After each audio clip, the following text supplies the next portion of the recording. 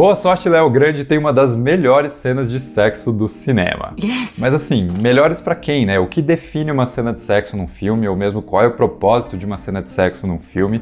Essas são questões que a diretora Sophie Hyde e a roteirista Katie Brand respondem com muito mais sensibilidade, de um jeito muito mais refrescante do que a maioria dos filmes que abordam esse assunto. E nesse vídeo eu quero discutir exatamente isso, como Boa Sorte, Léo Grande descobre a verdadeira intimidade do sexo de um jeito super sensível, mas também muito leve, muito divertido e ancorado nas atuações fenomenais da Emma Thompson e do Daryl McCormack.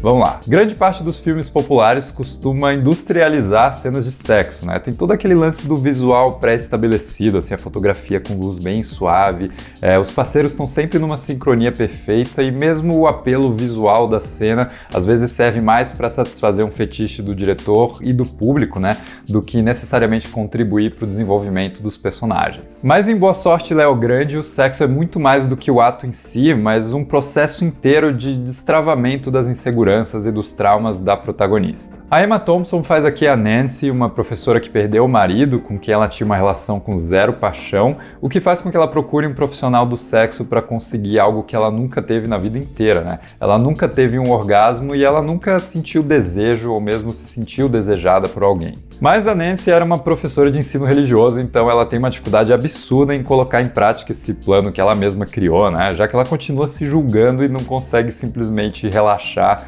e...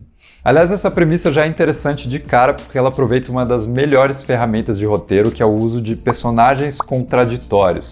Personagens que dizem uma coisa e fazem outra. E essa tensão, cara, faz muito bem pra história porque a gente fica na curiosidade de finalmente ver essa contradição sendo exposta. Vale dizer, filmes piores gastariam um tempão para montar esse cenário, mas aqui a gente pula essas preliminares, né, nesse caso desnecessárias, e vai direto ao que interessa, que é o encontro da Nancy com o Léo, que é o profissional de sexo que ela contrata para atender às suas necessidades. E aí eles se encontram dentro de um quartinho de hotel e, cara, o filme praticamente inteiro se passa dentro desse quarto.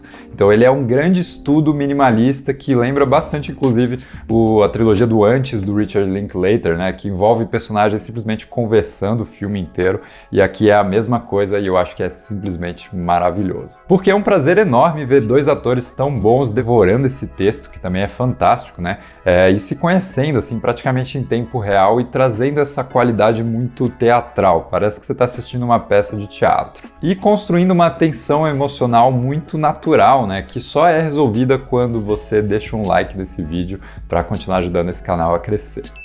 Mas o grande trunfo de Boa Sorte, Léo Grande é discutir a relação sexual de várias formas diferentes, mas entendendo que todas elas passam por um ponto em comum, que é a intimidade. Depois de vários anos de um casamento sem paixão e também atuando como professora, né, e mandando suas alunas usarem saias menos curtas, a Nancy nunca realmente conheceu a verdadeira intimidade. E não só com seu marido, mas principalmente com ela mesma. É uma vida inteira se privando do prazer, que eu acho que é até simbólico aqui, porque ele envolve muito mais negações do que só a negação do prazer sexual. A Nancy passou a vida se privando de muito mais coisas que ela poderia ter aproveitado, né? Sei lá, talvez uma carreira que se conectasse mais com ela, ou mesmo não viver dependendo da aprovação dos outros, ou até poder se soltar numa festa sem o medo de chamar mais atenção do que o seu marido. E é muito interessante como ela pega todas essas frustrações e traz tudo isso para dentro do quarto de hotel, e é só através de muita conversa, né, uma conversa bem terapêutica, que ela vai destravando todas essas tensões e finalmente encontrando essa intimidade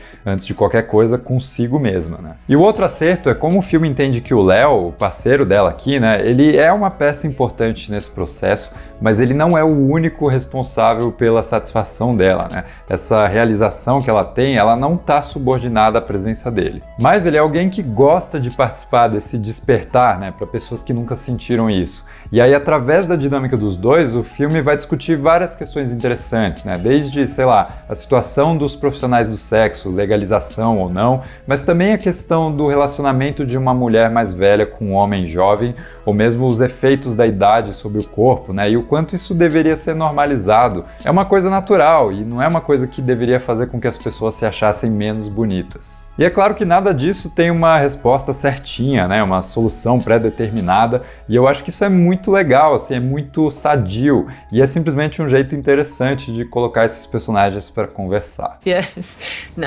Obviamente que tudo isso funciona tão bem porque o filme tem um roteiro maravilhoso, mas esse roteiro tá amparado numa atuação brilhante da Emma Thompson. E uma atuação, assim, despida de qualquer estrelismo e também muito exposta, mas de um jeito meio reconfortante. Porque é uma exposição perfeitamente equilibrada com o que a história precisa. E aí isso também é consequência do trabalho super sensível da diretora Sophie Hyde, que tem uma versatilidade absurda, né? Lembrando que ela filma tudo dentro de um quarto de hotel. Então ela sabe exatamente quando trazer aqueles detalhezinhos cruciais, né? Aqueles planos bem próximos que focam justamente nessa coisa do toque, ou mesmo, sei lá, o magnetismo do olhar, mas ela também sabe afastar a câmera e filmar de um jeito mais estático, que traz aquela frieza, né, quando, sei lá, o clima dos personagens esfria porque um deles falou a coisa errada. E vale dizer que ela também dosa muito bem as cenas de sexo em si, que não são nada explícitas, porque o filme entende que a intimidade que vale a pena ver aqui é a intimidade da alma dos personagens. E é isso que é interessante, né? Muitas cenas de sexo, no geral, elas surgem como um momento inevitável de liberação de uma tensão que vinha sendo construída ao longo da história.